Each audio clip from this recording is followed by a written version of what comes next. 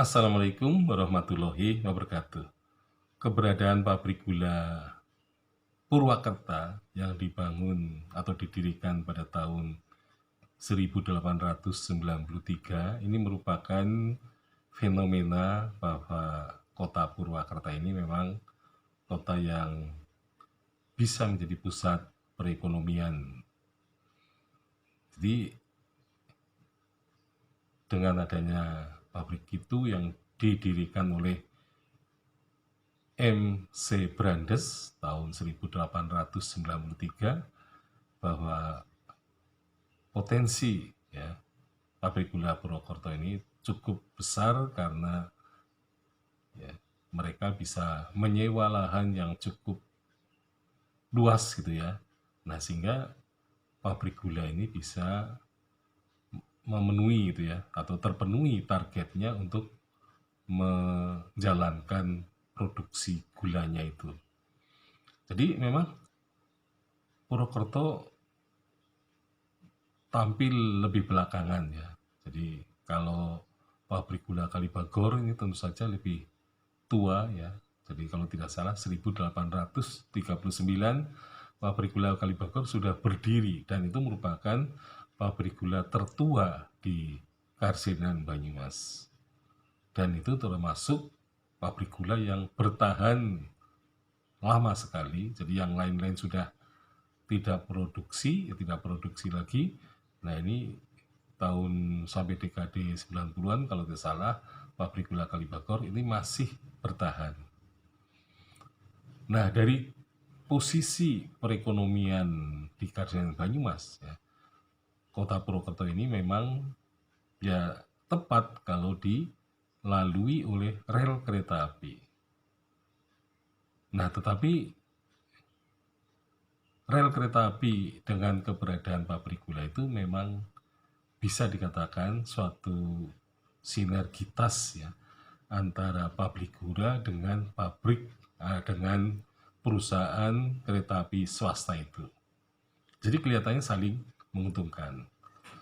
Ya, karena kalau stasiun timur di kota Purwokerto itu adalah stasiun SDS melaju ke arah timur, maka di sebelah Jalan Sudirman sekarang itu kalau pabriknya berada di selatan jalan, maka di sebelah utaranya ada perumahan dari pegawai pabrik gula Purwakarta.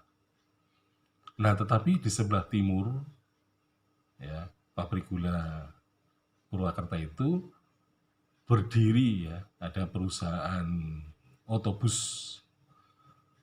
Jadi pada waktu itu sudah ada perusahaan otobus itu yang diusahakan oleh SDS. Jadi SDS membuka perusahaan otobus di Purwokerto, kemudian juga membangun hotel SDS. Ya, jadi memang di sebelah timur perumahan atau kantor ya pabrik gula Purwakarta itu memang ada hotel SDS dan juga ada perusahaan bus SDS. Nah, di samping itu juga diantaranya itu ada juga Bank Eskomto Bay. Jadi sebenarnya cukup lengkap, jadi ada perbankannya. Jadi perbankannya itu ada di tengah-tengah antara perumahan dan kantor pabrik gula dengan perusahaan otobus dan hotel SDS itu.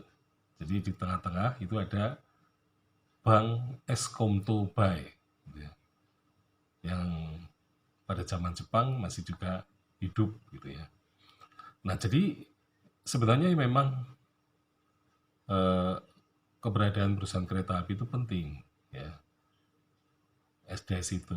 Tetapi kalau seandainya ya, kalau seandainya rel itu dihubungkan dari Banyumas, Kalibagor, Sokaraja, kemudian menuju Purwokerto itu sepertinya lebih bagus, gitu ya, lebih hemat gitu ya. Nah, sehingga sebenarnya memang pemborosan yang dilakukan oleh SDS ini karena tadi melalui paling tidak ruang-ruang yang sepi, ruang-ruang yang tidak ekonomis.